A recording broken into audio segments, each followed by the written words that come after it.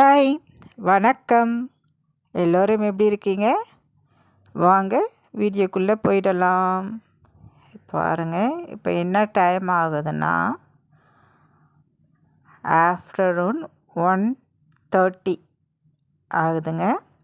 இன்றைக்கி lunch box வீடியோவில் இன்றைக்கி என்ன லன்ச்சுன்றது தான் பார்க்க போகிறோம். பாருங்கள், தண்ணி எல்லாம் எடுத்தாச்சு. மாவு வந்து நைட்டுக்கு இட்லி இல்லைன்னா தோசை செய்யறதுக்காக மாவு வாங்கி வச்சாச்சு. இங்கே பால் வந்து நல்லா காய்ச்சியும் வச்சாச்சுங்க. இந்த சைடு கிரேவி ரெடி பண்ணியாச்சு. ஒரு சூப்பரான இன்றைக்கி பெஸ்ட்டான ஒரு லஞ்சு தாங்க சாப்பிட போகிறோம். சாதமும் வடித்தாச்சு. இப்போது பிளேட்டில் எந்த பிளேட் எடுத்துக்கிடலாம்? அது வேண்டாம், இது எடுத்துக்கலாம். சரிங்களா? இந்த பூ போட்ட பிளேட் எடுத்தாச்சு. இப்போ சாதம் எல்லாம் எடுத்து போகிறதுக்காக வச்சாச்சு. சாப்பாடு போட்டுக்கலாங்களா? இன்றைக்கி சில்ட்ரன்ஸ் வந்து டிஃபன் எடுத்துகிட்டு போயிட்டாங்க. ஸோ நான் ஆஃப்டர்நூன் இந்த லஞ்சு ரெடி பண்ணியிருக்கேன். எனக்கு தேவையான அளவு சாதம் எடுத்து போட்டுக்கலாம்.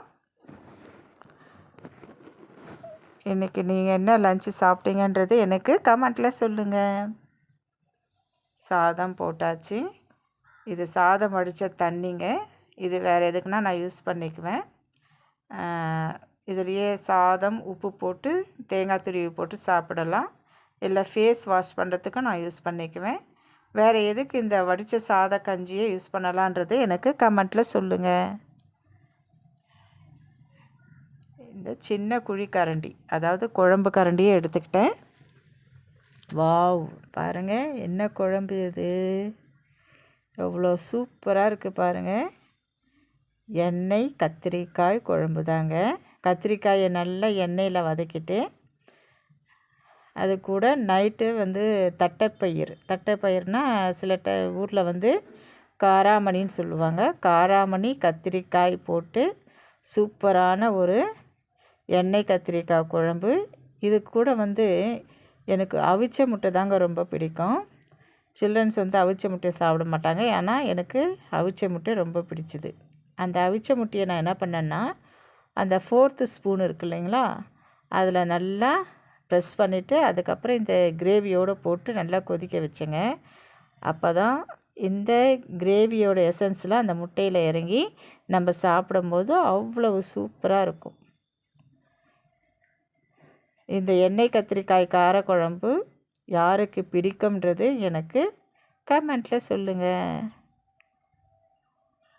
கத்திரிக்காய் ஒரு பீஸு ப்ளஸ் முட்டை.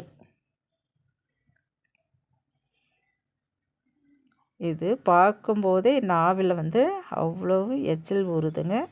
அவ்வளோ சூப்பராகவும் வந்துருந்துச்சு. சில ஊரில் வந்து இதை புளிக்குழம்புன்னு சொல்லுவாங்க. நீங்களாம் என்ன சொல்லுவீங்கன்றது எனக்கு கமெண்ட்டில் சொல்லுங்கள். நாங்கள் என்ன சொல்லுவோன்னா, எண்ணெய் கத்திரிக்காய் குழம்பு, எண்ணெய் கத்திரிக்காய் காராமணி குழம்புன்னு சொல்லுவோம், காரக்குழம்புன்னு சொல்லுவோம். எவ்வளோ சூப்பராக இருக்குது பாருங்கள். வாங்க சாப்பிட்டுடலாமா? இந்த பூண்டு பார்த்தீங்களா எவ்வளோ பெருசு இருக்குது. இது மலைப்பூண்டுன்னு சொல்லிட்டு சொன்னாங்க. ஒரு பூண்டு போட்டாலே அது வந்து பாருங்கள், இது வந்து ஸ்மால் சைஸில் தான் இருக்குது. பட் இதை விட பெரிய சைஸில் தான் இருந்தது, அதை நான் போடலை. இப்போ ஒரு பூண்டு எடுத்து வச்சுக்கிட்டோம். கத்திரிக்காய் பாருங்கள் எவ்வளோ சூப்பராக இருக்குது. ஒரு கத்திரிக்காய். நெக்ஸ்ட்டு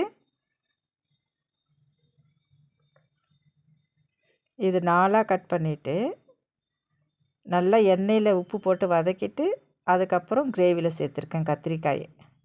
அவ்வளோ டேஸ்ட்டு சூப்பராக இருந்ததுங்க. கொஞ்சமாக அதை பாருங்கள், எக்கு வந்து எப்படி எல்லோ கலரில் அந்த எசன்ஸ்லாம் உள்ளே இறங்கிட்டு இருந்தது. அது எல்லாமே ஒன்றா வச்சு ஒரு வாய் சாப்பிட்டு பார்த்தோம்னா பாருங்கள், தட்டைப்பயிறு நல்லா வெந்துருச்சு. இதை அவிச்சு நீங்கள் போடாதீங்க. சப்போஸ் இந்த குழம்பு வந்து நீங்கள் ட்ரை பண்ணிங்கன்னா தட்டைப்பயிரை நைட்டை ஊற வச்சுடுங்க.